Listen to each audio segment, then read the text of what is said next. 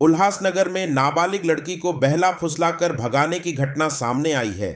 इस मामले में एक युवक के खिलाफ मामला दर्ज किया गया है। पुलिस ने आरोपी को पकड़ने के लिए विशेष दल तैयार किए हैं और आगे की जांच जारी है। नाबालिग लड़की कैंप नंबर 4 की एक मराठी स्कूल में 10वीं कक्षा में पढ़ाई करती है। 24 दिसंबर को वह स्कूल गई थी, लेकिन वापस घर नहीं लौटी। जब उसके परिजनों ने उसकी तलाश की तो पता चला कि कैंप नंबर 5 के तानाजी नगर इलाके में रहने वाला कोहिनूर शेख नामक युवक उसे बहला फुसला कर भगा ले गया है। इस बीच लड़की की मां ने विट्ठलवाड़ी पुलिस स्टेशन में शिकायत दर्ज कराई है। उन्होंने कहा कि उनकी बेटी नाबालिग है और उसके साथ लव जिहाद किया जा सकता है या उसकी तस्करी की आशंका है। उन्होंने पुलिस से तुरंत उनकी बेटी को ढूंढने की मांग की है। वहीं पुलिस ने संबंधित व्यक्तियों के मोबाइल नंबर को ट्रेस पर डाल दिया है और पूछताछ की जा रही है। मी सकाळी 8 वाजता माझ्या मुलीला शाळेत सोडायला गेलते।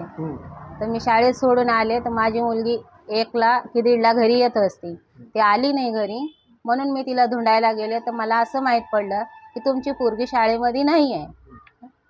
तर मी मग तिला धुंडलं तर दिवसभर मला भेटली नाही। तिच्या मैत्रिणींना पण मी फोन केलं, मैत्रिणी बी बोलल्या आमच्याकडे नाही आहे। तर मग त्या मुलाचा फोटो मला त्या मोबाईलमध्ये सापडला मुलीच्या। ती मुलगी मोबाईल घरी सोडून गेलेली आहे। ते मोबाईल घरी सोडून गेलेली आहे। तर मग मी मोबाईलमध्ये शोधलं तर तिचा फोटो सापडला त्या पोराचा। तर मी त्या पोराला शोधत तानाजीनगरमध्ये गेले। तर तानाजीनगरमध्ये त्या दोस्तांनी मला सांगितलं ती पोरगं इथं राहतो। तर मग ते पोरं जिथं राहत होतं तिथं गेले, तिथं मला नाही भेटला ती पोरगा, म्हणून मी शेक्यामध्ये गेले। तर सुनीताताईंना विचारलं, ते त्यांनी मिनूताईला बोलवलं। तर मिनूताई बोलली मी ह्या पोराला ओळखते। तर मग त्या मिनूताईने त्या पोराचं घर दाखवलं आम्हाला। तर मग त्या पोराच्या घरी गेल्यावर ते पोराची आई बी आम्हाला म्हणली की पोरगं बी सकाळीपासून गायब आहे। तर त्या मुलासंग माझी पोरगी गेलेली आहे। 24 तारखेला माझी मुलगी गेलेली आहे सकाळी 8:30 वाजता। मुलाचं कोहिनूर शेख। आम्ही पोलिसांमध्ये कंप्लेंट केलेली आहे। अजून आम्हाला काही तपास नाही आहे त्याचा। आम्हाला असं आम्हाला वाटतं की त्या मुलाच्या आईबापाला पण माहीत आहे की ती पोरगी कुठं आहे म्हणून।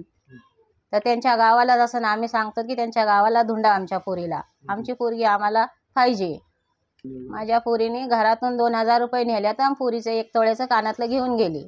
मोबाईल वगैरे तिच्याकडनं काहीच नाही। ती मोबाईलमधलं सगळं डिलीट बी मारून गेलेली आहे। काय भेटलं नाही आम्हाला मोबाईलमध्ये। आम्हाला संशय त्या पोरावरच होतं, उद्या काय झालं तर त्याचा जिम्मेदार कोण होणार।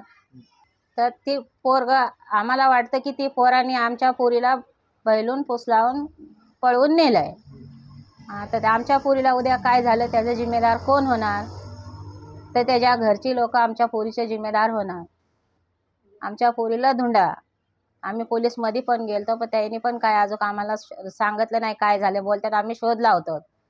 अजून काय शोध नाही लावला। अजून 20 दिवस झालं माझ्या पोरीला गायब झालेलं।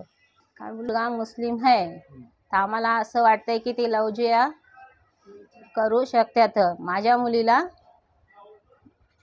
धर्मांतर करू शकतात की माझ्या मुलीला त्या लोकांनी हे केलंय तर माझ्या मुलीला धुंडावे।